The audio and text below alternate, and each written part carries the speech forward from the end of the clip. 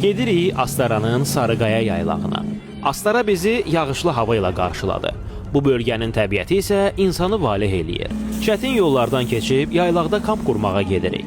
Yağışlı və dumanlı hava şəraiti yolumuzu bir qədər çətinləşdirsə də həvəsimizi azaltmadı. Əfsuslar olsun, əraziyə avtomobillə tam yaxınlaşa bilmədik. Ona görə də xeyli məsafəni ayaqla gedirik.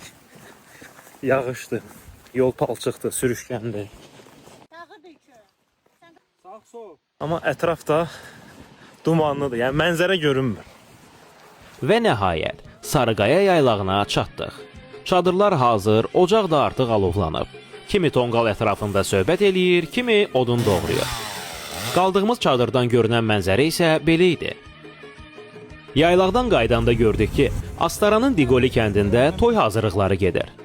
Deməli, yağış yağdı, aşağı düşdü. Astara sakinlərinin bu qonaqpərvərliyidir. Biz onların hamısına minnətdarıq. Yəni, tam təmənnasız, bax, belə qonaqpərvərliyin göstərirlər. Hamınıza çox sağ ol deyirik, var olun. Biz də Astara rayonu Diqoli kəndi olaraq hamını salamlayırıq.